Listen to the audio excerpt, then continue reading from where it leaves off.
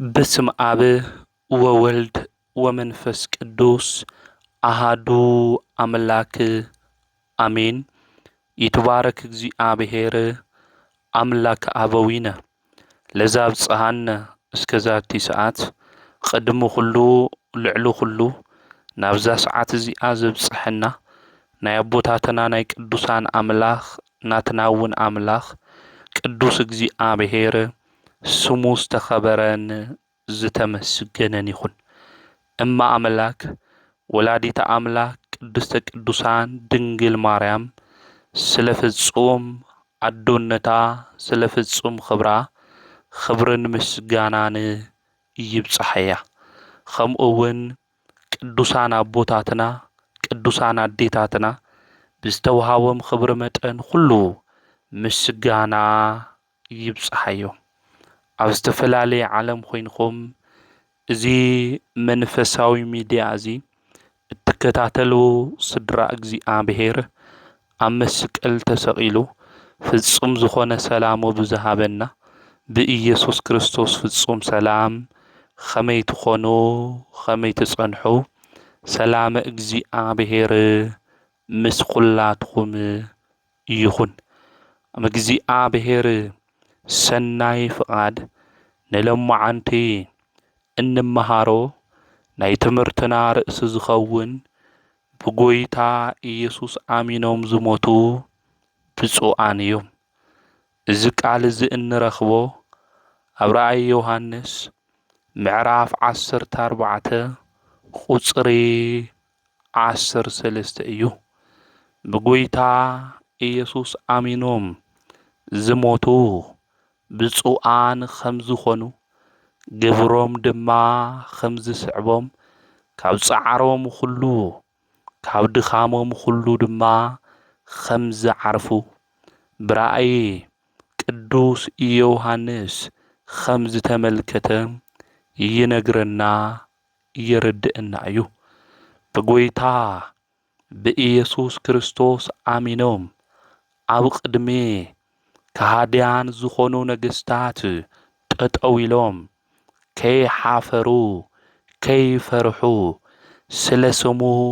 ዝመስከሩ ስለ ስሙ መስኪሮም ድማ ጽኑዕ ዝኾነ መከራ ዝተቀበሉ ቅዱሳን ሰማዕታት እዮም። ነገስታት ከሓዱ ክብልዎም እንተለዉ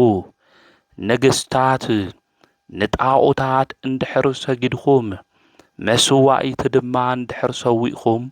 ሹመት ሽልማት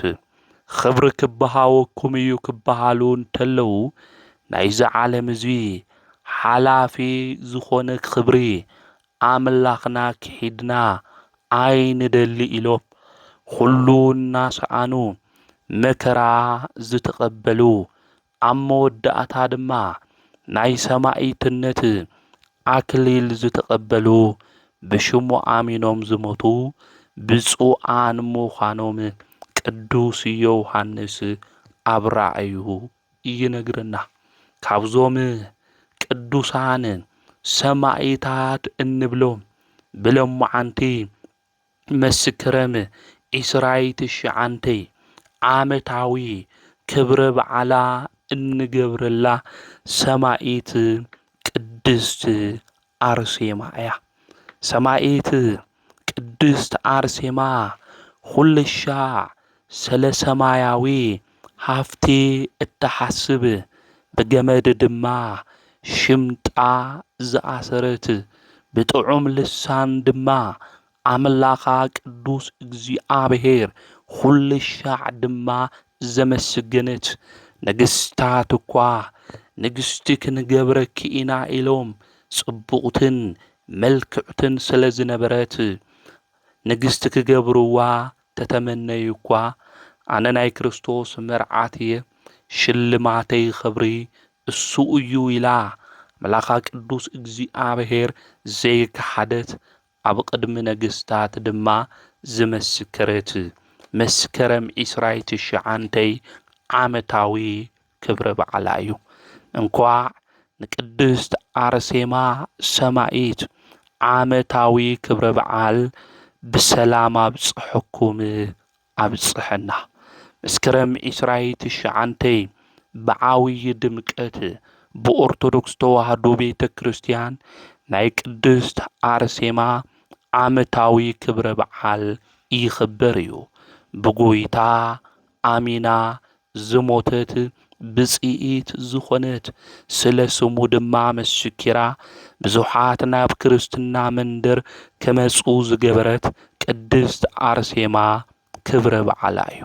ቅድስት ኣርሴማ መን እያ ክንብል እንተለና ኣቦኣ ካብ ዝኸበሩ ነገስታት ትውልዱ ዝኾነ ቴዎድሮስ ይበሃል። ኣዲኣ ድማ ካብ ካህናት ወገን ዝኾነት ኣትናስያ ተባሂላ ትጽዋዕ። እዞም ክልተ ወለዳ ናይ ቅድስት ኣርሴማ እግዚኣብሔር ዝፈርሑ እዮም። ኣዲኣ ድማ ንግሆ ንምሸትን ከም ሃና ኣዶ ሳሙኤል ናብ ቤተ ክርስቲያን እናኸደት ብንብዓት ኾይና ውላድ ንክህባ እግዚኣብሔር ኣምላክ ድማ ትጽሊ ነበረት። ጸሎታ ናብ እግዚኣብሔር ትገብር ነበረት። ነገራታ ሁሉ ንክፈትሐላ ውላድ ድማ ንክህባ ናብ ኣምላኻ ናብ እግዚኣብሔር ትጽሊ ነበረት። እግዚኣብሔር ጸሎታ ሰሚዑ ምልኩዕቲ ዝኾነት ቆልዓ ድማ ሃቦም። እዛ ምልኩዕቲ ዝኾነት ጽቡቕቲ ዝኾነት ሕፃን ድማ ቅድስቲ ኣርሴማ እያ። ዝተወሰነ ዓመታት ምስኦም ድማ ምስ ነበረት ብወላዲተ ኣምላክ ናብ ዝተሰርሐ ቤተ ክርስቲያን ኣብቲ ዘመን እሱ ናብ ዝነበረ ቤተ ክርስቲያን ክታግልግል ድማ ሃብዋ። ምስ ዓበየት ከምርዕውዋ ድማ ደለዩ። ንሳ ግና ኣነ ናይ ክርስቶስ ምርዓት እየ፣ ስለዚ ኣይምርዐዊ ኢላ እምቢ በለቶም። ቅድስት ኣርሴማ ብመልክዓ ኣብቲ ዘመን እሱ ዝነበራ ደቂ ኣንስትዮ ጥራሕ ኣይኮነን ብቕድሚኣ እውን ከምኣ ዝበለ ምልኩዕን ጽቡቕን ዝኾነ ሰብ ከም ዘይነበረ ይነግረና የረድአና እዩ ገድላ። ቅድስት ኣርሴማ ግን መልክዓ ከም ሓመድ ብምቁጻር ዓለም ድማ ብፍጹም ብምንዓቕ ጎይታ ካብ ዝተኸተሉ ቅዱሳት ኣንስቲ ቅድስት ኣርሴማ ብመልክዕ ዝመስላ ከም ዘየለ ምፍላጥ ምርዳእ የድልየና እዩ። ና ቅድስት ኣርሴማ ብምግባርን ብሃይማኖትን ዘጌጸት በመንፈሳዊ ተጋድሎ ድማ ዝበርትዐት ብሉይ ኪዳን ሓድሽ ኪዳን ድማ ዝተምሃረት ናይ ሮማ ቋንቋ፣ ናይ ጽርእ ቋንቋ፣ ናይ ክልቅያ ቋንቋ ድማ ዝተምሃረት ቅድስት ኣዶ እያ ቅድስት ኣርሴማ። ና ቅድስት ኣርሴማ ናይ እግዚኣብሔር ቃል እናተመገበት ዝዓበየት እያ። ናይ እግዚኣብሔር ቃል ድማ ዝፈለጠት መጻሕፍቲ ድማ ዝመርመረት ኣዶ እያ። 15 ዓመታ ምስ ኾነ ብፍላይ ቅድስት ኣርሴማ ዝነበረትሉ ዘመን ዘመነ ሰማዒታት ተባሂሉ እዩ ዝጽዋዕ። እዚ ዘመነ ሰማዒታት እዚ ካብ 60 ዓመተ ምህረት እስካብ 321 ዓመተ ምህረት ናይ ሮማ ነገስታት ነጊሶምሉ ዝነበሩ ዘመን እዩ። እዚ ዘመን እዚ ብፍላይ ድማ ክርስቲያን ከም ሙሉእ ሰብ ይኾኒ ዝቁጸሩ ነይሮም። ንክርስቶስ ብምእማኖም ናይ ሮማ ጣዖታት ድማ ብዘይምምላኾም ከም ካልኣይ ሰብ ተገይሮም እዮም ዝቁጸሩ ነይሮም። ስለዚ ክርስቲያን ብሰማዒትነት ደሞም ዝፈሰሉ ግዜ እዩ ነይሩ። ክሳዶም ድማ ከም ሽንጉርቲ ዝኽተፈሉ ከም ጥዋፍ ድማ ዝነድሉ ናብ ዝጠመዮ ኣናብስቲ ድማ ዝድብረይሉ ከሓድያን ነገስታት ኣብ ልዕሊኦም ግፍዒ ዘብጽሕሉ ናይ መከራ ዘመን እዩ ነይሩ። ኣብዚ ናይ ግፍዕን ናይ መከራን ዘመን እያ ሰማዒቷ ቅድስት ኣርሴማ ኣዴና ዝተረኸበት። ስለዚ እዚ ዘመን እዚ ንክርስቲያን ፈታኒ ዝነበረ ዘመን እዩ። ክርስቲያን ድማ ብሃይማኖቶም ጸኒዖም ክሳዶም ድማ ንሰይፊ ይህቡ ነበሩ። ዝወሃቦም ሰማያዊ ኣክሊል እናዘከሩ ብዙሓት ብሰማዕትነት ሓሊፎም እዮም። ንቅዱስ መርቆሬዎስ ሰማዕት፣ ንቅዱስ ጊዮርጊስ፣ ንቅዱስ ሕፃኑ ቂርቆስ ኣብ ዘመነ ሰማዕታት ዝነበሩ ዘብርሁ ሰማዕታት እዮም። ኣብዚ ዘመን እዚ እያ ሰማዕት ቅድስት ኣርሴማ እውን ነይራ። ናብ ክርስቲያን መከራ ክበጽሖም እንተሎ ኣብዚ ግዜ እዚ በቲ መከራ ውሽጢ እኳ ክሓልፉ እንተለዉ ሕጉሳት እዮም ነይሮም። ህይወቶም ንክርስቶስ ፍቕሪ ኢሎም ለጊሶም እዮም። ደሞም ንወንጌል ኢሎም ሂቦም እዮም። ስለዚ ሰማዕት ቅድስት ኣርሴማ እውን ኣብዚ ዘመን እዚ ዝነበረት ኣዴና እያ። ኣብቲ ዘመን እሱ ዝነበረ ንጉስ ድማ ዲዮቅልጥያኖስ እዩ። ንሳ ድማ ጓል 15 ዓመት ምስ ኾነት ሰይጣን ኣብ ውሽጢ ኾይኑ ይእዝዞ ስለ ዝነበረ ምልኩዕትን ጽቡቕትን ሰበይቲ ድማ ክእትው የበለ ንከምጽእሉ ድማ ሰባት ለኣኸ። ሰኣልያን እውን ምስኣቶም ነበሩ። ናብ ሮሜ ዓዲ ምስ በጽሑ ድማ ናይ ደናግል ገዳም ረኸቡ። ናብዚ ናይ ደናግል ገዳም ድማ ኣተዉ። ቅድስት ኣርሴማ ምስ ረኣይዋ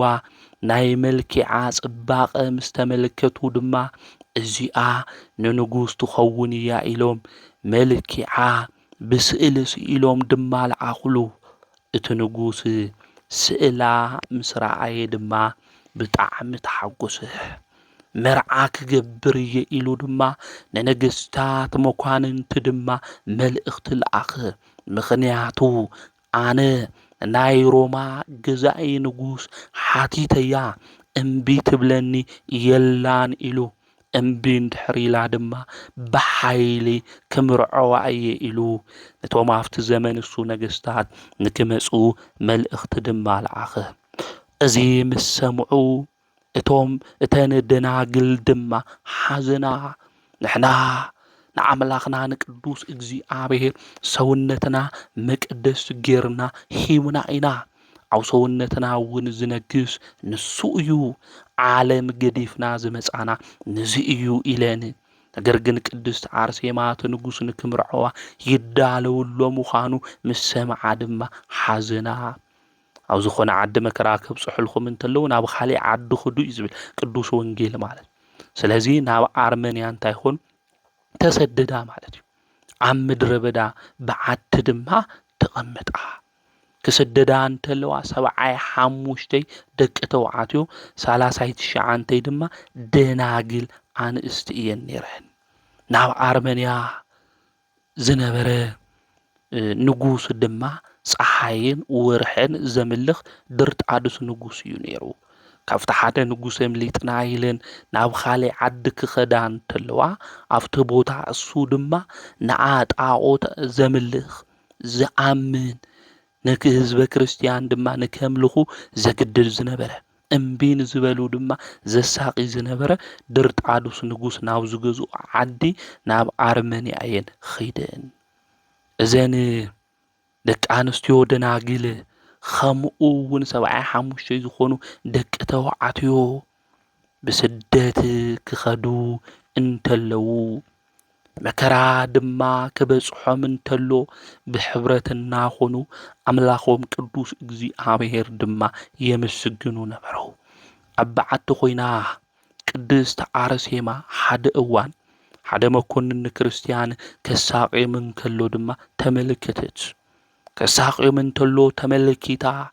ዝብሃዎም ኣክሊል ድማ መልአክ እግዚኣብሔር ሒዙ ተመለከተች። እዚ ዓብይ ምስጢር እዚ ምስ ረኣየት ኦ ኣምላኸይ ስለ ቅዱስ ስምኻ ሰማዒት ንክኸውን ሓግዘኒ ኢላ ጸለየት። ንሕና እንታይ ኢልና ንጸልይ ንኾን ወገናተይ? ብሓቀኛ መንገድኻ ብናይ ጽድቂ መንገድታት ክንመላለስ ናይ ጽድቂ ምግባር ድማ ንክንፍጽም ኣምላኸይ ሓግዘኒ መንግሥትኻ ንክወርስ ናብ መንግሥትኻ ክእትወኒ ዝኽእል ናይ ጽድቂ ስራሕ ንክሰርሕ ኣብርትዐኒ ኢልና ዶ ለኣምላኽና ቅዱስ እግዚኣብሔር ንሓቶ ንኾን? ወይስ እናሓቶ ዘለና ስለ ዝጠፍእ ስለ ዝሓልፍ ዓለማዊ ስለ ዝኾነ ገንዘብ ኢና ንሓቶ ዘለና? ኣቐዲምኹም ጽድቁን መንግሥቱን ለምኑ ካሊእ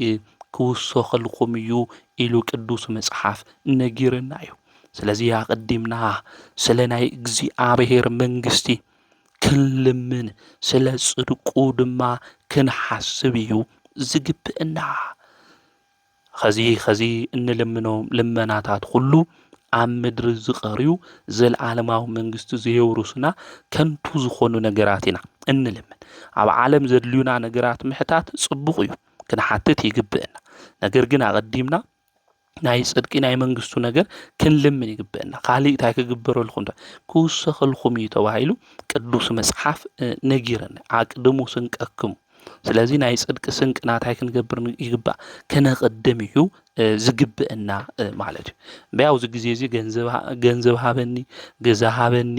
ዝተፈላለዩ ቁሳዊ ነገር ኢና ንሓትት። ስለ ነብስና ለይንሓትት ስለ ስጋና ጥራሕ እንሓትት ሰባት እኒና። እዛ ዓለም እዚኣ ግን ሓዲግናያ እንኸድ ኢና። ዘመንና ተበዚሑ 70 ወይ 80 እዩ ማለት እዩ። ነጋ ንግሆ ላብ ኣምላኽና ኣብ ቅዱስ እግዚኣብሔር ቅድሚ ጠጠው ክንብል ኢና ማለት። ኣብኡ ጠጠው ክንብል እንተለና ናይ ጽድቂ ስንቅና እንሕዘሉ ፍረ ክህልወና ይግባእ ማለት። ስለዚ ብጽድቂ መንገዲ ልክንጓዓዝ ሓይሊ ልክኾነና መንፈሳዊ ጽቡቕ ተግባር ልክንገብር ኣምላኽና ቅዱስ እግዚኣብሔር ንክሕግዘና ሃም ቅድስት ኣርሴማ ክንጸልይ ይግብአና ማለት እዩ። ስለዚ ሰማዒት ቅድስት ኣርሴማ ድማ እንታይ ኢላ? ሰማዒት ንክኾን ስለ ሹምኻ ድማ ሓግዘኒ ኢላ ቅድስት ኣርሴማ እንታይ ገበረት? ጸለየት። ድሕርዚ ናፍቶም ሰማዕታት ዘለውዎ ቦታ ድማ ኸደት። እቲ መኮንን ምስ ረኣያ ድማ ብመልክዓ ተገረመ፣ ጽብቕቲ ስለ ዝነበረት። እምበይተይ ኣብ ዘለኽዮ ኮይንኺ ፍትሓዮም ግደፎም ልቐቆም እንድሕር ኢልኽንኮ ምገደፍኽዎም ነይረ ምለቐቕኽዎም ነይረ በልሃ። ቅድስቲ ኣርሴማ ግን ኣነ እውን ናይዞም ሰማዕታት መከራ ክቕበል ክሽከም ይደሊ እየ በለቶ። ናያቶም ናይ ክብሪ ኣክሊል ክረክብ ይደሊ እየ ኢላ ተናገረቶ። እዚ መኮንን ድማ ከም ዝበለ እምበይተይ ንስኽማ ኣብ ቤተ መንግሥቲ ኢኺ ክትነብሪ ዝግብአኪ ከንቱ ዝኾነ ሞት ንምንታይ ትደሊ በልሃ። ቅድስቲ ኣርሴማ ጐስቋላ ዝኾንኻ ንስኻ ሰማያዊ ዝኾነ ንጉስ ቦታ ዳልይውለ እዩ ኢላ ድማ ገሰጸቶ። እቶም ሰማዒታት ናብ ቤት ማእሰርቲ እእትዩ ንሳ ግና ናብ ዝሕልውዋ ክልተ ሰባት ገይሩ ኣብ ቤተ መንግሥቲ ብኽብሪ ድማ ኣቐምጣ። ንሰማዒታት ቅድስቲ ኣርሴማ ስለ ሰማያዊ ክብሪ ትናገሮም ነበረት። ኣብ ቤተ መንግሥቲ ዝነበረ ምግቢ ግን ኣይጣዓመቲ ነበረት። ብሰማዒትነት መንገዲ ግን ክጓዓዙ ሃም ልግብኦም ምስኣን ዝነበሩ ሰባት ተበረታትዖም ድማ ነበረት። እዚ ሓደ ንጉስ ድማ ከምዚ በላ እሽን ድሕሪ ኢልኽኒ ኣብ ገዛይ ዘለዋ ኣንእስቲ ኩለን ፈቲሐ ንዓኺ እስካብ ሞተይ ምሳኺ ክነብር እየ ኢሉ መልእኽተኛታት ለኣኸላ። ብኣማልኽተይ ድማ የምሕለልኺ ኣለኹ ኢሉ ተናገረ። ቅድስት ኣርሴማ እቶም ዝተለኣኹ መልእኽተኛታት ናይ ዓለም ከንትነት ካብ መጻሕፍቲ ጠቒሳ ኣምህረቶም። ሰብ ዓለም ሁሉ ኣትሪፉ ነፍሱ ተጐድአ እንታይ ይረብሖ እናበለት። ዓለም ሓላፊ እዩ፣ ፍትወት ሓላፊ እዩ፣ ሁሉ ነገር ሓላፊ እዩ ኢላ ናይዚ ዓለም እዚ ከንትነት ካብ መጻሕፍቲ ጠቒሳ ኣምህረቶም። እቶም ዝተለዓኹ መልእኽተኛታት ልቦም እናተቓጸለ ቃላይ ሰምዕዋ ከምኡ እውን ይበኽዩ ነበሩ። ብቃልኺ ዝነገርኽና ኩሉ ኣሜንና ኢና ጸሎትኺ ሓይሊ ይኹነና ኢሎማ ኸዱ ናይ ቅድስቲ ኣርሴማ መልሲ ድማ ነቲ ንጉስ ነገርዎ እቲ ንጉስ ምስ ሰምዐ ብዓብዪ ቁጥዐ ኮይኑ እቶም ሰማኢታት ከምኡ እውን ቅድስቲ ኣርሴማ ልዕሊኡ ናብ ዝኾነ ንኣርመንያ ንጉስ ድርጣድስ ድማ ለኣኾም እቶም ናይ ዓዲ ሰባት ቅድስቲ ኣርሴማ ፈቲዋ ሰማኢት ንክትኾን ናብ ኣርመንያ ትኸድ ከም ዘላ ድማ ንኣዲኣ ኣተናስያ ነገርዋ እሳ ድማ መጺኣ ጓለይ ናብ ሞት ንምንታይ ትኸዲ በለታ ከምዚ ብህይወት እናሃለኹ ንስኺ እናተሳቂኺ ከምኡ እውን ካብ እናሞትኺ ካብ ዝርኢ ካብ ዘይወልደኪ ሕሸኒ ነይሩ ኢላ እዛ ኣዲኣ እዚኣ ተናገረታ ቅድስቲ ኣርሴማ ናይ ክርስቶስ ፍቕሪ እንታይ ምዃኑ ናዲኣ ኣረድእታ እንተሞትኹ እኳ ብክርስቶስ ንዓይ ጥቕሚ እዩ በለታ ምኽንያቱ ኣሚኖም ንዝሞቱ ሰባት ብፁዓን እዮም ብመን ኣሚኖም ብክርስቶስ ኣሚኖም ንዝሞቱ ዕረፍቲ እኒአዎም እዩ ስርሖም እንታይ ገብር ይኽተሎም ካብ ፃዕሮም ኩሎም ድማ ክዓርፉ እዮም ስለዚ ሓደ ሰብ ንክርስቶስ ኣሚኑ ክሞት እንተሎ ድሕሪ ሞት እንታይ እኒኦ ህይወት እኒአዎ እዩ ናይ ትንሣኤ ጎይታ ዝኾነ ክርስቶስ በኹሪ ትንሣኤ ኮይኑ ተንሲኡ ትንሣኤና ኣውጅልና እዩ ሞት ኣብ ልዕሊና ሓይሊ የብሉን ስለዚ ንሕና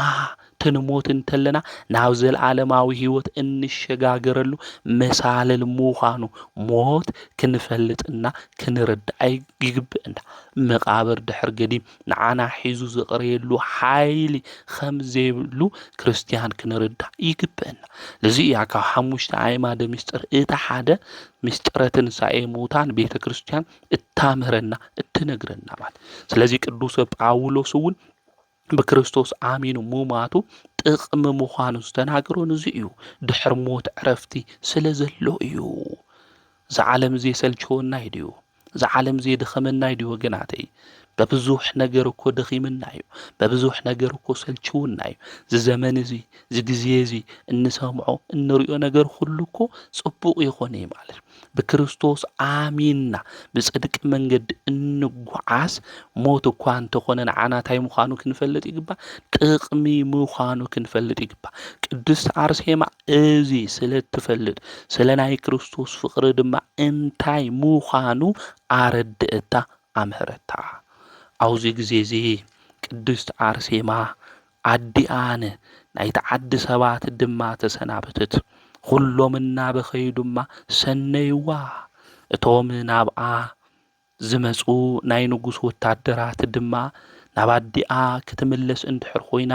ክገድፍዋ ከም ዝኽእሉ ድማ ነገርዋ ንሳ ግን ካብ ናይ ወላዲታ ፍቕሪ ናይ ክርስቶስ ፍቕሪ ይበልጽ እዩ ኢላ ተናገረቶም ና ሰማዕት ቅድስት አርሴማ እቶም ወታደራት ሒዞማ ናብ ኣርመንያ ኸዱ እዞም ሰማዕታት ምስ ቅድስት አርሴማ ዝነበሩ ድማ ኩሎም ናብ ኣርመንያ በጽሑ እቲ መኮንን ድማ ከምዚ ኢሉ ተናገረ እዞም ሰባት እዚኦም ብጣዖታትና ኣየምልኹን እዮም እዘምልኽዎ እግዚአብሔር እዩ ስለዚ ተሰቂሎም ክሞቱ ይግብኦም ምስኣቶም ድማ ሓንቲ ምልኩዕትን ቆንጆን ሰበይትኒኣ ኣብ ልዕሊኣ ምንም ጉድኣት ድማ ኣየብጻሕናን ብመልክዓ ተገሪምና በለ ነገር ግን ንሳ ብህይወት ካብ ትነብር ሞት እያ ትመርጽ ኢሉ ተናገሮ እቶም ሰማዕታት ናብ ቤት ማእሰርቲ ንክኣትዉ ገበሮም ቅድስት አርሴማ ድማ ንጉስ ድርጣድስ ናብ ቤተ መንግስቲ ድማ ጸውዓ ናብ ቤተ መንግስቲ ንሳ ክትኣቱ እንተላ ድማ ኣማዕቲባ ኣተወት ኣማዕቲባ ክትኣቱ እንተላ ድማ ልቡ እቱ ንጉስ ታወኸ ወገናተይ ስራሕቲ ክንሰርሕ እንተለና ነገራትና ክንፍጽም እንተለና ብትእምርተ መስቀል ኣማዕቲብና ሁሉ ነገራትና ክንሰርሕ ይግብአና ቅዱሳን ብክርስቶስ ትእምርተ መስቀል ናይ ንግሥታት ልቢ ኣደንጊጾም እዮም ኣጋንንቲ ኣባሪሮም እዮም ስለዚ ንሕና ኣብ ስራሕና ኩሉ ከምኡውን ምግቢ ክንበልዕ እንተለና ዝተፈላለየ ጉዳያት ክንፍጽም እንተለና ክነማዕተብ ይግብአና መስቀል ዲያብሎስ ዝተሸነፈሉ እዩ ስለዚ ብትእምርተ መስቀል ክናማዕተብ እንተለና ናይ ሰይጣን መልእኽተኛታት ኣጋንንቲ ካባና ከም ዝባረሩ ክንፈልጥ ክንርዳእ ይግብአን ስለዚ ቅድስት አርሴማ ላፍቲ ቤተ መንግስቲ ክትኣትው ተላ ኣማዕቲዋ ክትኣትው እንተላ እቲ ንጉስ ልቡ ተሃወኸ ካብ ኣምላኸይ ከምኡውን ንጉሰ ሰማይ ምድሪ ዝኾነ እግዚአብሔር ክትፈልየኒ ዝሓሰብካ ሰነፍ ንጉስ ናይ ሰይጣን መልእኽተኛ ወዲ ክፍኣት ካባይ እንታይ ኢኻ ትደሊ በለቶ ተፈቲውኻስ ሰማይት ክኸውን ግበረኒ ድማ በለቶ ኣብዚ ግዜ እዚ እቲ ንጉስ ብጣዕሚ ድማ ተናደደ ንሳ ድማ ናብ ቅዱስ እግዚአብሔር ጸለየት ኣብዚ ግዜ እዚ ክትጽልይ እንተላ ቅዱስ ሚካኤልና ቅዱስ ገብርኤል ተገለጹ ቅድስቲ አርሴማ ድማ ቀታሊት ነፍሲ ንከይበሃል ኣብ ልዕሊ ማንም ጥፍኣት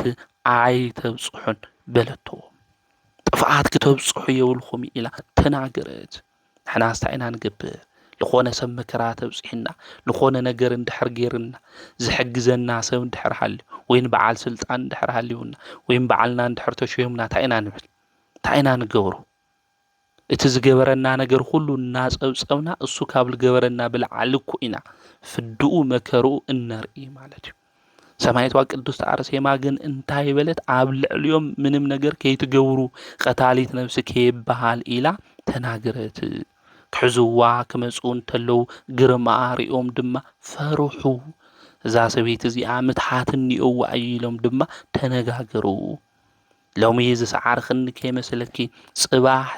بتوم حيالان أمالختي كسعرك إيلو دما دردادوس نغوس تناغره نسا دما حزي زدحنن نغويتاي إيسوس كريستوس يو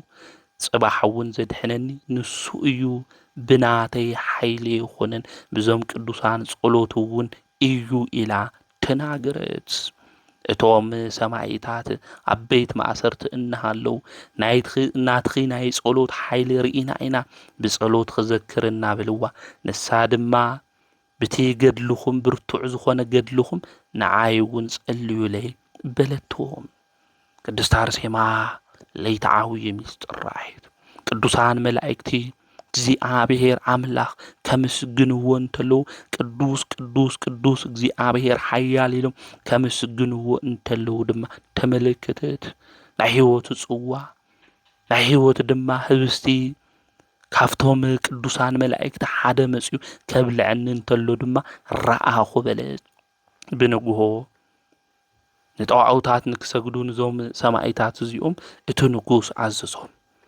ንሳቶም ግን ከምዚ ኢሎም ተናገሩ ንሕና እናምልኾ ሐቀኛ አምላኽ አለና ይበሉ ትእዛዛተይ ዘይትፍጽሙ እንድሕር ኮይንኩም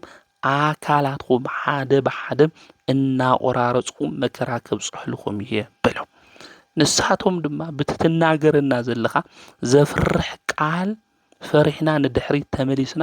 አምላኽና ኢየሱስ ክርስቶስ አይን ከሕዲ በልዎ ስለስሙ መከራ ክንቅበል ሰማይት ክንኸውኒና መጺና ኢሎም ድማ ነቱ ንጉስ ነገርዎ ከመይ ዝበለና እምነት ጽናዓት ወገናተይ ከጥፍኦኩም መከራ ከብጽሕልኩም ይክበሃል እንተለው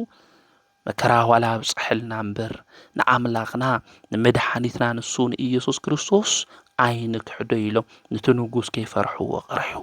ቅዱስ ወንጌልውን ስጋኹም ንዝቀትልኩም አይስፍርሕዎም ነገር ግን ስጋኹም ካብ ነፍስኹም ፈልዩ ናብ ሲኦል ክእትው ንዝኽእል እግዚአብሔር ግን ፍርሕዎ ተባሂሉ ተጻሒፉ እዩ ስጋና ነፍሲ ፈላልዩ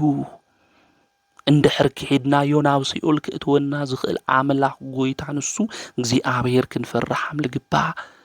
ኣብ ልዕሊ ስጋና መከራ ንዘብጽሑና ሰባት እናፈራሕና ንአምላኽና ቅዱስ እግዚአብሔር እንገድፍ ክንኾን ከምዘይብልና ቅዱስ መጽሓፍ እውን ይነግረና የርድእና አውዝ ዘመን ዝግን ንፈርሖ ለልና ለሰብን በይል እግዚአብሔር ይኾነ ለዚ ኮይን ዓውይ ድፍረታት ንገብር ለና ካፍቶም ሸውዓተ ሚስጥራት ቤተ ክርስቲያን ልባሃሉ ሚስጥረ ተክሊል እኮ ንደፋፈር ለና ኮይና ኣብ ቅድሚ ሰብ ደናግል ክንበሃል ኣብ ቅድሚ ሰብ ሃምዚ እዩ ልክንበሃል ክብርና ኣው ነውርና ዝኾነና ብዙሓት ሰባት እኮ ነና እግዚአብሔር ግን ኣይዕሸው ወገናተይ ፍርዱ ከቢድ ይሁን እግዚአብሔር ልኡክነታልሎ ይንኽእሊ ብግዚያውን ሰባት ክንሽውዶም ንኽእሊና እግዚአብሔር ግን ክንዕሸው ይንኽእሊ ስለዚህ ምስቱ ዓል የድሊ ልብና ኩላሊት ዝምርምር እዩ ንሱ እግዚአብሔር ሚስጥረ ተክሊል ንደናግል ጥራሕ እዩ ብዕርክነት እኳ እንተነበርና ደናግል እንድሕር ዘይኮንና ሚስጥረ ተክሊል ክፍጸመልና ኣይኽእሊ እዚ ናይ ቤተ ክርስቲያን ትምህርቲ እዩ በተደጋጋሚ እውን ኣብ ሚድያና ተናጊርና ኢና ነገር ግን ናይ ዕዳጋ ድፍረት ናይ ባቢሎን ስብከት ኣብ ውሽጥና ጌርና ናይ እግዚአብሔር ስርዓት እንፍርስ ኣብ ቅድሚ ሰባት ብፁዓን ቅዱሳን ክንባ እንደሊ ደፋራት ብዙሓት ኢና ስለዚ ነስተውዕል እግዚአብሔር ክንፈኻኸሮ እንተለና እግዚአብሔር አምላክ ሕጉና ስርዓቱ ክነፍርስ እንተለና ንሱ ድማ አምላክና ቅዱስ እግዚአብሔር ክቀጽዐና ከም ዝኽእልና ፈለጥና ክንርዳ ይግብአና ስለዚ እዞም ቅዱሳን እዚኦም ኣብ ቅድሚ ትንጉስ ኮይኖም ስለ አምላኾም ስለ እግዚአብሔር መስኪሮም ለትንጉስ እውን ይፈርሑውን ይሓፈሩውን ንሕና እንፈርሕ እናሓፍሮ ለለና ለሰብ እዩ ማለት እዩ ኣቦታት እውን ብተብዓት ተምሩ ብተብዓት ተናገሩ ናይ ትኽድንግልና ልኡክ ኮን እዩ ናዩ ድንግልና ለኣኽ ኮን ይልብል ልናገሩ ሓደ ብለይ ምፍላጥ ይኹን ብለይ ምርዳእ ልናገሩ ኣቦታት እውን ሃምለለው ብዙሕ መልእኽቲ ብውሽጣነ ይመጸኒ ዝግን ልክዕ ይኾነ ተሓደ ድንግልና ለተሓደ ክኾን ኣይኽእል ሚስጥረ ተክሊል ልግበረልና ሽልማት እዩ ትዋና ሚስጥር ቅዱስ ቁርባን እኮ እዩ ሓደ ዝገብረና ስለዚ ክንፈልጦ ክንርድኦ ዝግብአና ጉዳይ እዚ እናተደፋፈርና ተንኸድ እንተለና እግዚአብሔር ኣብ ልዕሌና መዓቱ መቕሰፍቱ ሃምለምጸልና ክንፈልጥ ይግብአን ሓደ ሰባት ብተክሊል ኣሕና ደናግሊና ኢሎም ይምርዖም ኣብ 5 ወርሒ ኣብ 6 ወርሒ ክወልዱ ተለው ድማ ንምልከት ማለት ሪኢኹም ነውር ክብርና ኣው ነውርና እግዚአብሔር ክገብር ተሎ ንምልከት ኣለና ማለት ስለዚ ካብ ሰብ እኳ ንግዚኡ ተሓባእና ኣምላኽና ቅዱስ እግዚአብሔር ግን ነውርና ኣብ ቅድሚ ህዝብ ሃም ልገልጾ መፍላጥና ምርዳእ እውን የድል እዩ ኣቦታት እውን ብተብዓት ዝነገር እዚ ከተምህሩ ይግብአኩም ስለዚ ብሂወት ዘመንና ሁሉ ክንፈርሖ ልግብአና ክንእዘዞ ልግብአና ኣምላኽና ቅዱስ እግዚአብሔር ምስ ቅዱስ አርሴማ ለነወሩ ሰማዕታት እውን ልፈርሕዎ ልተኣዘዝዎ ለኣምላኾም ንቅዱስ እግዚአብሔር መከራ ከብጽሕልኩም ይክብሎም እንተሎ ብናይ ካልትናገሮ መፍርሕ ቃል የንፈርሒ አምላኽና እውን የንክሕድ ኢሎም ንሕና ግን ኣብዚ ዘመን እዚ ሰብታ ይብለኒ ቤተሰብ ታይብለኒ ብልብል ከዝኮ ፋሽን ጌርና ይኮይና ተተክሊል እኮ ፋሽን ኮይኑ ይማል ካብ ስርዓተ ቤተ ክርስቲያን ካብቲ ሚስጥራ ቤተ ክርስቲያን እኮ አውጽና ፋሽን ልገወርና ይኔና ስለዚ ምስተውዓል ልብ ማል የድል እዩ ማለት እዩ ስለዚ እቲ ንጉስ ድርጣድስ ድማ ተቆጢዑ ናብ ዝጠመዩ ኣናብስት ድማ ደብረዩ ናብ ዝጠመዩ ኣናብስት ክደብርዮም እንተሎ ናብዞም ኣራዊት እዚኦም ድማ ኣዕጽምቶም ሰባቢሮም ስጉኦም ክበልዕ እዩ ክበልዖም እዩ ድርጣድስ ንጉስ ሓሲዩ እዞም አንበሳታት እዚኦም ግን ሰገድሎም እቲ ተዓጽዮምሉ ዝነበሩ ሓጭን ዝነበረ ድማ እስካብ ዝስብር ናይቱ ንጉስ መንበር ድማ እስካብ ዝነቃነቕ እቶም ኣራዊት ገበሩ ኣብዚ ግዜ እቲ ንጉስ ምስ ሰራዊቱ ታኮይኑ ተባሪሩ ኸይዱ እዩ ማለት 300 ወታደራት እውን ሞይቶም እዮም ማለት ከሞቱ ተዋይሎም ልተሓሰው ቶም ካልኦት እዮም ነይሩ ነገር ግን ቶም ዘይኣምኑ ሰባት ግን ብዚ ነገር እዚ ንክጠፉ እግዚአብሔር አምላኽ ጊሩ እዩ ማለት ስለዚ መትሓት እንይዎም እዩ ዞም ሰባት እዚ ከምዚ ዝገብር ዘሎ ብምታት እዩ እምበይ ብኻሊእ ይኾነ ኢሎም ኣብቲ ዘመን እሱ ዝነበሩ ሰባት ድማ ሓሰቡ ማለት እዩ ስለዚ ኣቀዲምና እዚ ነገር እዚ እትመርሕ ለላ አርሴማታይ ክንገብራኒ ኢና ክንቀተላኒ ኢና ኢሎም ሓሰቡ ማለት እዩ ዓውዩ ጉድጓድ ድማ ኩዒቶም ድምፁ ከም መብረቕ ዝስማዕ ናይ ሓዊ እቶን ድማ ኣዳለው ናብኡ እቲውና ድማ እንታይ ክንገብርኒና ክንቀትሎምኒና ኢሎም ድማ ሓሰቡ ማለት ኣውዚ ግዜ እዚ እቲ ንጉስ መጺኡ ካውዚ መን ከም ዘድሕነኪ ክርኢ እየ ኢሉ ድማ ተናገረ ንሳ ድማ ብእምነት ብጥብዓት ኮይና ድማ ከምዚላ ተናገረ ኣምላኺ ኢየሱስ ክርስቶስ ከድሕነኒ እዩ ንስኻ ግን ካብዚ ክፍኣትካዚ እንድሕር ዘይተመሊስካ ካብ ዘለዓለማዊ ሓዊ ብምንታይ ክትምልጥ ኢኻ ኢላ ስለ ነገረ ምጽኣት ድማ ነገረቶ ብድፍረት እንገብሮም ዘለና ነገራ ካብ እመን የድሕነና ይኹን ወግናተይ ምስ ሰብ ተተባኣስና ኣምላኽና ቅዱስ እግዚኣብሔር ኣተዓርቀና ኢልና ለሚና ከተዓርቁና ዝኽእሉ ሰባት እኮ እግዚኣብሔር ኣምላኽ ይህበና እዩ ምስ እግዚኣብሔር ተተባኣስና መን ኢለ ተዓርቀና خذكون نجورم لنا الدفرتات كو مس እግዚአብሔር አምላኽና እዩ ዘባሰና አለሎ ስለዚህ ምስተው ዓለ ድሊ ካብዘል ዓለማው ሐው ከምልጥና ዝኽእል ማንንም የለይ ስርዓተ ቤተ ክርስቲያን ማንንም እናመጽ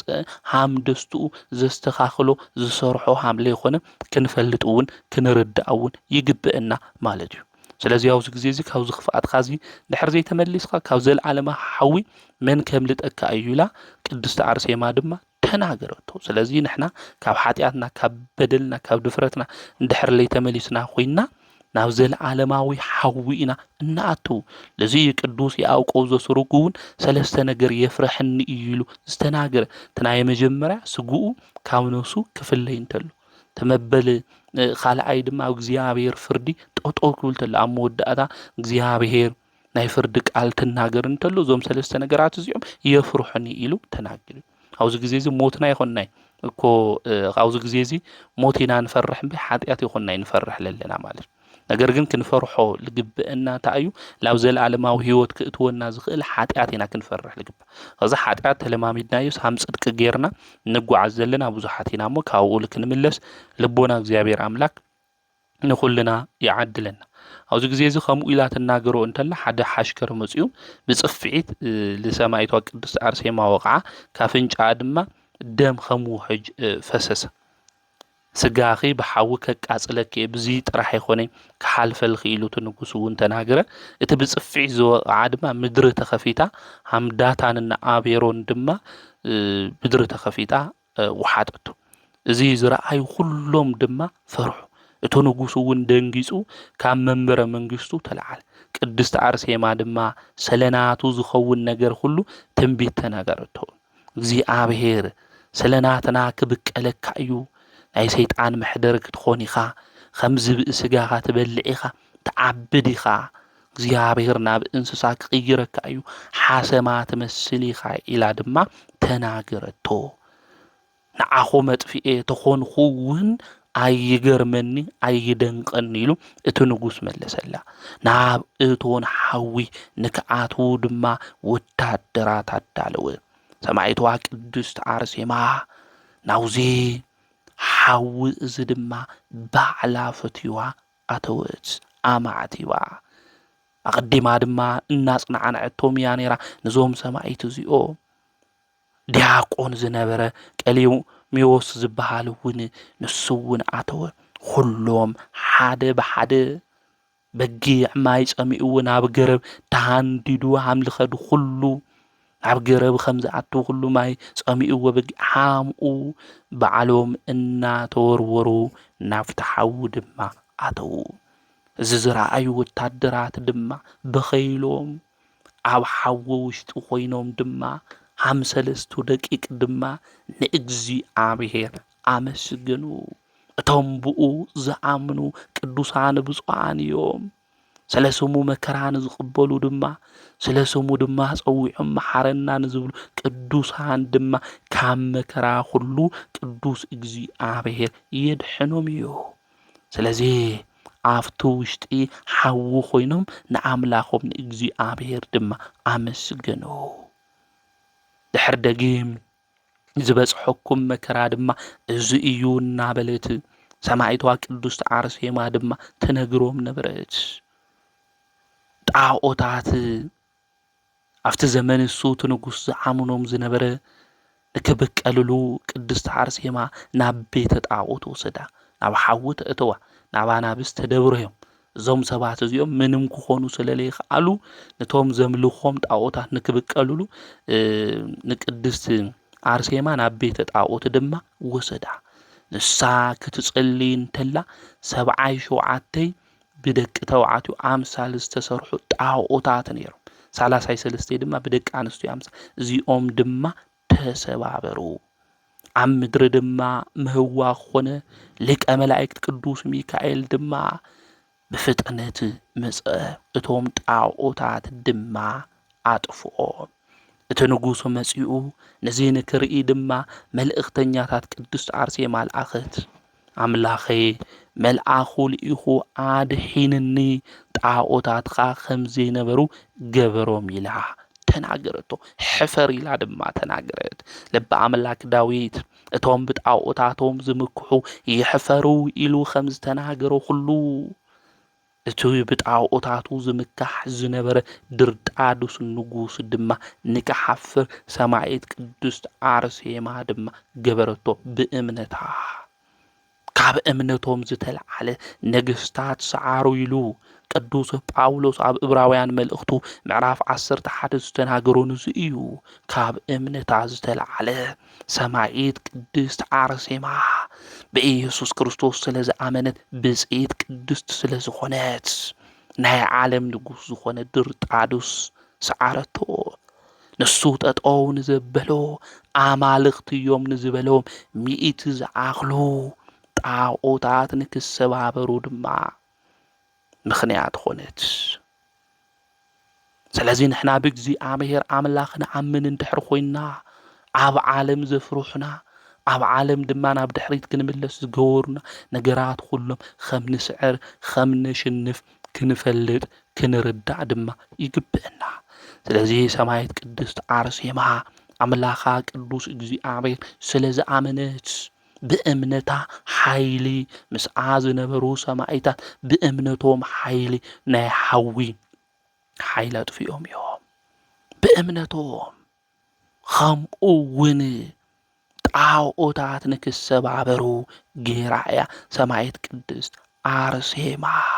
ብህይወትና ይስበር ዝበሉና ነገራት እኮ ብዙሓት እኮ እዮም ኢድና እግርና ዝሓዙና ነገራት እኮ ብዙሓት እኮ እዮም ሰማዕት ቅድስት አርሴማ ሹማስ ክንጸውዕ እያ ናይ ክርስቶስ ሰማዕት ናይ ክርስቶስ ምስክር ሰማዕት አርሴማ ኢልናስ ክንጸውዕ እያ ካብ ነገራትና ኩሉ እኮ ተድሕነና እኮ እያ አርሴማ እንደ ግሻዕ ድሒና ንኾነ ወገናተይ ናይ አማላድነት ሓጊዝና ቅድስት አርሴማ ኢልና ጸዊዕና ናይ ቅድስት አርሴማ አምላክ ኢልና ጸዊዕና እንደ ሻዕ ድሒና ንኾን ብህይወትና መብዛሕቴና እኮ ብዙሕ ነገር ዝተገበረልና ምስክራት ኢና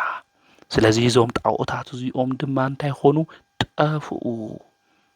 አምላኸይ ድማ ከምዚ ገይሩ መልአኩ ልኢኹ ሕፈር ኢላ ድማ ተናገረቶ ብምትሃት ይኽዝ ገይርኹ ይበላ ናብ ቤት ማእሰርቲ እቶም ሰማዕታት ናብ ዘለውዎ ድማ እእተዋ ቅድስት አርሴማ እዚ ንጉስ እዚ እምቢ ምስ በለቶ ዓይና እውን ክልተ ዓይና አጥፊእዋ እዩ ኩሉ ነገር ተቀበሎ ዘላ ግን ስለ አምላኻ ስለ ክርስቶስ እናመስክረት ስለ ህይወታ ክርስቶስ ስለ ዝኾነ ደስና በላዩ ዝመከራ ዝኹሉ ሰማዕት ቅድስት አርሴማ ተቀበሎ ዝነበረች ኣብ ቤት ማእሰርቲ እቲሁ ዝኹሉ ነገር ምስ ገበረላ ዓይና ድማ እመብርሃን ቅድስተ ቅዱሳን ድንግል ማርያም መጺኣ ዓይና ከም ዝተከእትላ ኣብ ገድላ ይነግረና እዩ ይርድእና እዩ ማለት ኣብቲ ግዜ እሱ ዝነበሩ ሰማዕታት ድማ ንሸውዓተ መዓልቲ ምግቢ ይበሉ ነይሮም ስለዚ ጠሚዎም እዩ ነይሩ ማለት ሰማዕቷ ቅድስት አርሴማ ድማ ተልዓሉ ንጸሊ በለቶ ትጸሊ ተለው ድማ ብርሃንኤልና አቃንኤል ዝበሃሉ ክልተ መላእክቲ ብኢዶም ሰማያዊ ሕብስቲ ከምኡ እውን ናይ ገነት ማይ አምጺኦም ታይ ገበርዎም አስተይዎም መገውዎም ንአምላኹም ንእግዚአብሔር ድማ አመስገኑ ማለት እዩ ብንግሁ ናብ ፍርዲ ቦታ ድማ አውጽዎ ናብ ፍርዲ ቦታ ከውጽዎም እንተለው ድማ ገጾም ከም ፀሓይ ይብርህ ነበር ነቲ ቤት ማእሰርቲ ሓላው ድማ እኽሊ ዘብልዓኻዮም ንስኻ ንምንታይ እዩ ኢሉ ተቆጥዖ እተሓላው ድማ ከምዚ ኢሉ ተናገረ ኣነ ዝሃብዎም ነገር የለይ ግን በለሉ ንጉስ ለይቲ እዚ ቤት ማእሰርቲ እዚ ብርሃን ኮይኑ እዩ 27 ብርሃናዊ ኣክሊል ድማ ክወርዱ ተለው ተመልኪተ እየ ኢሉ ነገሩ ኣብዚ ግዜ እዚ እተሓላው ታይበለ ኣነ እውን ብዞም ሰማዕታት እዚኦም እምነት ኣሚነ እየ ኢሉ ብጸሎት ክውን ዘክርኒ ኢሉ ንቅድስት አርሴማ ተናገረ እቲ ንጉስ ድማ ተቆጥዕ ብሰይፍ ድማ ክሳዱ ቆረጾ እዚ ሰብ እዚ ብደሙ ተጠሚቁ ሰማዒት ኮይኑ ናይ ህይወት ኣክሊል ድማ ተቀቢሉ እዩ እቶም ሰማዕታት ድማ እቲ ንጉስ ብጽኑዕ እንታይ ገበሮም ገረፎም ንሕድሕዶም 300 ግዜ እዩ ንክግረፉ ገይሮም ናብ ቤት ማእሰርቲ መሊሱ ድማ ኣእተው ንቅድስት አርሴማ ድማ ናብ ቤተ መንግስቲ ጸውዓ ሰበይተይ ክትኾንኒ ንእኪሉ ድማ ሓተታ ተስፋ ዝቆርጹ ንጉስ እዩ ዝኹሉ መከራ ተቀበል ተላኮ ሽሞ ወለቶ ነይራ ነገር ግን እሳ ዓላማኣ ህይወታ መን ክርስቶስ እዩ ማለት ስለ ስሙ ድማ መከራ መቀባል እዩ ናልዝን ካሃድ ንጉስ እዚ እምቢ በለቶ ንሕና ተንኾን ነርና ኣብዚ ዘመን እዚ ንሪኦ ኣለና ኢና ንሓዳር መስፈርቲ ንሪኦ ኣለና ኢና ገንዘብ ጥራሕ ይሃለው ካምበይ ሃይማኖትካ ታይ ምዃኑ ለይሕተተሉ ግዜ ኢና ኣለና ብክርስትና መውሶ ወይም ሓዳር ድማ ናይ መጀመርያ መስፈርቲ ክኾን ልግቦ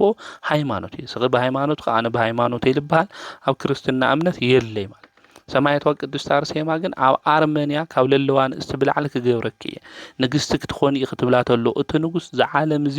እትበን ሃፍቲ ሁሉ ሽልማት ሁሉ ክብሩ ሁሉ ሓላፊ እዩ ኢላ ሰማዕቷ ቅድስት አርሴማ ኣብቲ ግዜ እሱ ነጊራቶ ይልብኻ ዝደንደነ ናብ ጎይታ ተትምለስ ይሕሸካ ኢላ ስለ ጎይታ መንግስቲ እያ አርሴማ ቅድስት ኣምሂራቶ ንግስቲ ክትኾን ይኽእል ብላ ለሎ ድርጣዱስ ንጉስ ማለት እዩ ሰማዕቷ ቅድስት አርሴማ ግን ኣነ ብክርስቶስ መከራ ክቅበል ይግብአኒ እያ ትብለላ ናይና ህይወት ከዝን ፈትሾ ማለት እዩ ዝኾነ ነገር ክበሃወኩም እዩ ተተባሂልና ገንዘብ ሽልማት ክብሪ ክበሃወኩም እዩ እሞ እዚ ነገር ዝሕደግዎ ተተባሂልና ይኾነ በዓልና ሓዲግና ተነገር ሱል ክንረክብ እንጓይ ለለና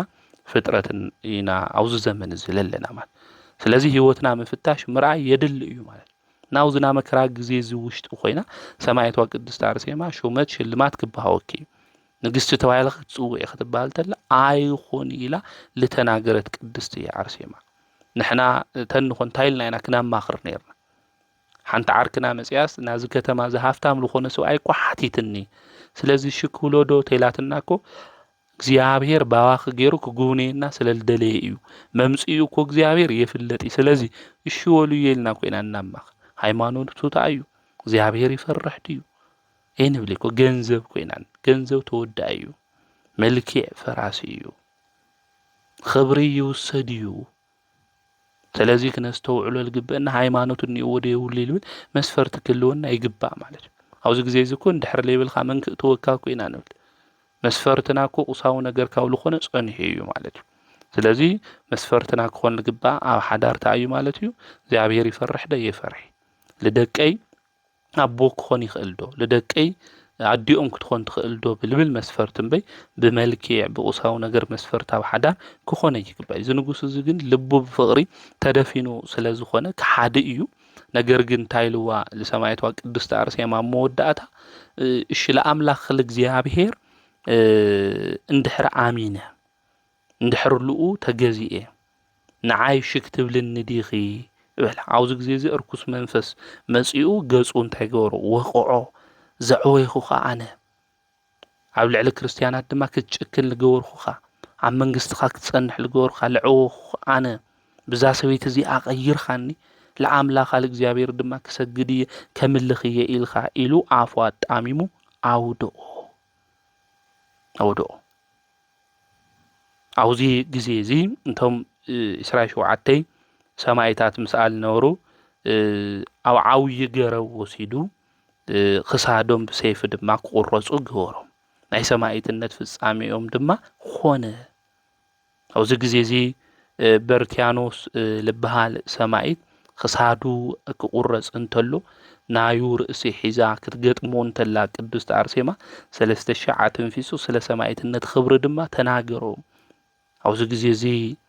ሰማዕትነት ልክቅበሉ ተዳለው ድማ አነ ቅድመኒ አነና አቅድመኒ እናውሉ ለቶም ወታደራት ለመንዎ ሁሎም ድማ ሰማዕትነት ተቀበሉ ተስዓይ ክልተ ወታደራት ድማ ዝቅበልዎ ዘለው አክሊል ተመልኪቶም ሪኦም ድማ ሰማዕታት ኮይኖም እዮም ማለት እዩ ካልኦት እውን እናኣመኑ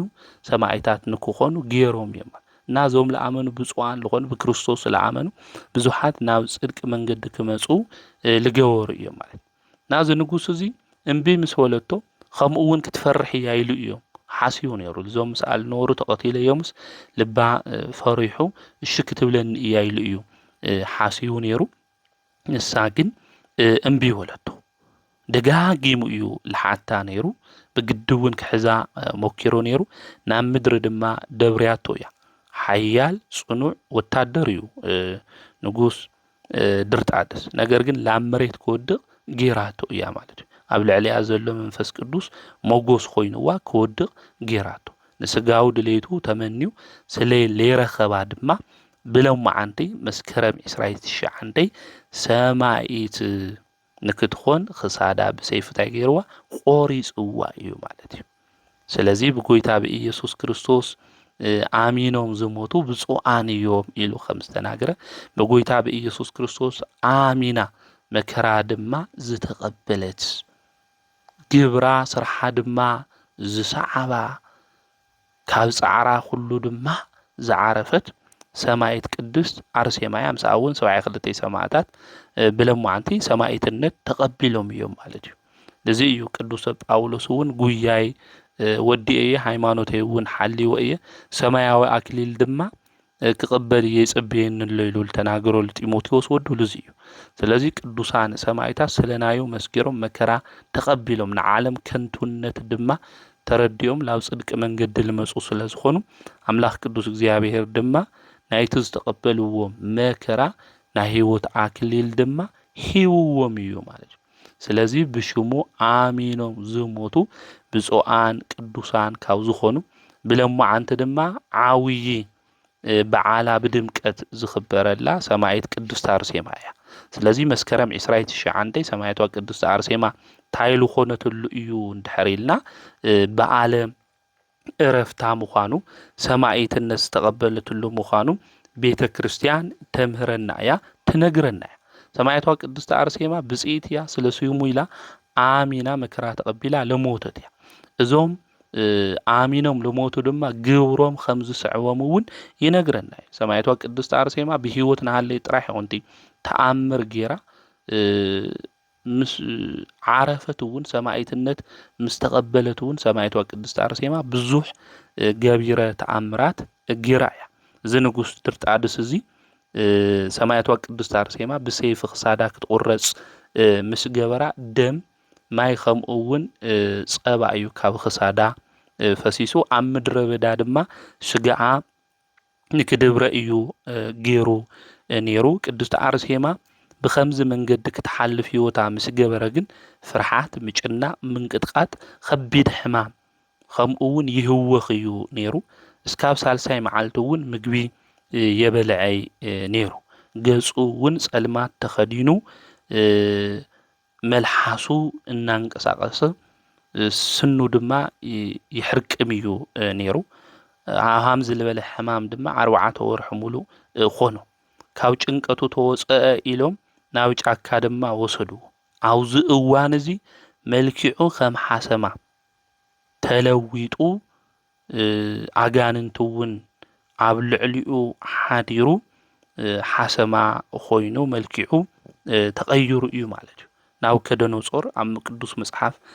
ክናንብብ እንተለና ናብ ከደኖጾር ጣዖ ተስሪሑ ናይ ባዕሉ ምስሊ አነ አምላኽ እየ ምስ በለ እግዚአብሔር አምላኽ ታይ ገይርዎ ማለት እዩ አራዊት ገይርዎ እዩ ማለት እዩ ስለዚ ልብና ተዓቢዩ እምቢ ዝበለና ሰባት ብትዕቢት መንገዲ ንጓዓዝ እግዚአብሔር አምላኽ ሃምዛ ሃም ልገብር ምፍላጥ ምርዳእ የድሊ አውዚ ብትዕቢት ልብና ለሓበጠና بتحتنا من قد اللي نقعز ንሕና ጥራሕ ሰባት ልመስለና ሰባት እንንዕቕ ናይ እግዚአብሔር ምስሊ ዝኾነ ሰብ እናናዓቕና ግፍዕን ንገብር ሰባት እግዚአብሔር ካብ ሰብ ላብ ኣራዊት ክቕይር ሃም ልኽእል ቅዱስ መጽሓፍ ይነግረና እዩ። ስለዚ ናቡከደነፆር ምስ ተዓበየ ኣነ ኣምላኽ እየ ምስ በለ እግዚአብሔር እንታይ ገይርዎ ላብ ኣራዊት ቀይርዎ እዩ ማለት እዩ። ስጉኡ ንክበልዕ ገይርዎ እዩ። ከምኡ እውን ሳዕሪ ንክግህፅ ገይርዎ እዩ። ሳዕሪ ንክበልዕ እግዚአብሔር ገይርዎ እዩ ማለት ናብ እግዚአብሔር ዘይከኣለው ነገር የለይ ማለት ተድርጣዱስ ንጉስ እውን ኣቀዲማ እውን ትንቢት ቅድስት አርሴማ ነጊራቶ ነይራ እያ። ከምኡ እውን ላብ ልቡ ስለለይ ተመለሰ ሓሰማ ንክኾን ገይርዎ እዩ እግዚአብሔር ማለት እዩ። እና እግዚአብሔር ናይ ቅዱሳን ደም ዝብቀል ምዃኑ ክንፈልጥ ክንርዳእ ይግብአና። ንሳ እውን ኢላቶ ነይራ ናይና ደም እትትገብሮ ዘለኻ መከራ ኩሉ ንሱ ክብቀል እዩ ኣራዊት ድማ ክትኾን ኢኻ ሃም ዝብእ ድማ ስጋኻ ክትበልዕ ኢኻ ኢላ ኣቀዲማ ነጊራቶ ነይራ እያ። ስለዚ ኣብ ልዕሊ ቅዱሳን ናይ ፀርፊ ኣፍ እንኸፍት ኣብ ልዕሊ ቅዱሳን ዘየድሊ ነገር እንናገር ሰባት ኩሉ እግዚአብሔር ዝብቀል ምዃኑ ቅዱስ መጽሓፍ እውን ይነግረና እዩ የርድአና እዩ ማለት። ስለዚ ድርጣድስ ካብ ሰብ ወይ ከዓ ንጉስ እዩ ነይሩ ለምንታይ ተቀይሩ ማለት እዩ ላብ ኣራዊት ተቀይሩ ሓሳማ ገይርዎ እግዚአብሔር ካብ ቤተ መንግስቱ ወፅኡ ድማ ኣብ በረኻ ክነብር ገበሮ ማለት እና እግዚአብሔር ኣምላኽ ዝነገር እዚ ይገብር ምዃኑ ምፍላጥ ምርዳእ የድሊ ማለት እዩ። ሓፍቱ ድማ ሓደ ራእይ ሪኣ ነይራ ሓዋ ልክድሕን ቅዱስ ጎርጎርዮስ ካብ ለለዎ ቤት ማእሰርቲ ንክወፅእ ናይ ኣርመንያ ሊቀ ጳጳስ እዩ ቅዱስ ጎርጎርዮስ እና ቅዱስ ጎርጎርዮስ ኣብ ጉድጓድ ንክእሰር እዩ ድርጣዱስ ንጉስ ገይርዎ። ኣብቲ ግዜ እሱ ንኣማልክት ወይም ለጣዖት ታይግበር ሰው ኢልዎ ኣነ ንጣዖት የሰውእ ክስውኦ ልግበአን ለኣምላኽ እግዚአብሔር ስለልበለ ን15 ዓመት ኣብ ጉድጓድ እዩ ተቐሚጡ ቅዱስ ጎርጎርዮስ ና እስክንድርያ ናይ ኣርመንያ ሊቀ ጳጳስ ማለት ብሕው እናኸደት ሓንቲ ኣዶ ድማ ምግቢ ተመግቦ ነይራ እያ። ዝሓፍቱ እዚኣ ድማ ራእይ ርያ ብግፍዒ ተኣሰረ ናይ ኣርመንያ ሊቀ ጳጳስ ቅዱስ ጎርጎርዮስ እንድሕር ጸሊሉ ጥራሕ እዩ ክድሕን ዝኽእል ዝብል ራእይ ምስ ረአየት እዚ ራእይ ምስ ረአየት ቅዱስ ጎርጎርዮስ ካብቲ ዘለዎ ቤት ማእሰርቲ ኣውፂኣቶ ማለት ምስ ኣውፅአቶ ድማ ንንጉስ ድርጣዱስ ጸልዩ ካብ ዝነበሮ ናብ ቀደመ መነባብርኡ ክምለስ ገይርዎ ኣምሂሩ ድማ ኣጠመቆ ማለት እዩ። ኣምሂሩ ኣጠመቆ ታሕሳስ 6 ድማ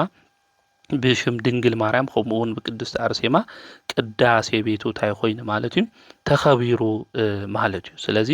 ሰማኢት ቅድስት አርሴማ ብህይወትና ሃለይ ጥራሕ ይኾነይ ምስ ዓረፈት እውን ኣብ ልዕሊኣ ግፍዒ ንዝገበረ ሰብ ናብ ኣራዊት ከም ዝተቀየረ ገድላ ይነግረና የረድአና። ድሓር እውን ብግፍዒ ዓሲርዎ ዝነበረ ንኣርመንያ ሊቀ ጳጳስ ዝነበረ ቅዱስ ጎርጎርዮስ ጸሊሉ ናብ ዝነበረ መነባብርኡ ተመሊሱ ተጠሚቁ እዩ ማለት እዩና ናይ ቅድስት አርሴማ ኣማላድነት በረከት ረድኤት ምስ ኩላትና ህዝበ ክርስቲያን ይኹን። እቶም ብሽሙ ኣሚኖም ብጎይታ ብኢየሱስ ክርስቶስ ዝሞቱ ብፁዓን ከም ዝኾኑ ከምኡ እውን ካብ ጻዕሮም ሁሉ ካብ ድኻሞም ሁሉ ከም ዝዓርፉ ይነግረና የረድአና እዩ። ንሕና እውን ብጎይታና ብኢየሱስ ክርስቶስ ኣሚንና ብምግባር ብሃይማኖት ጸኒዕና ካብዚ ዓለም እዚ ድኻም ናብ ዘይብሉ ተኣትዩኻ ምውፃእ ተረኺብካ ምስኣን ዘይብሉ ናይ እግዚአብሔር ቅዱሳን ለለዎ መንግስቲ ልክንወርስ ንኣምላኽና ናይ እግዚአብሔር ቅዱስ ፍቃድ ይኹነልና። ዘምህረና ዝገስጸና ናይ ኣቦታትና ኣምላክ ቅዱስ እግዚአብሔር ስሙ ዝተኸበረን ዝተመስገነን ይኹን።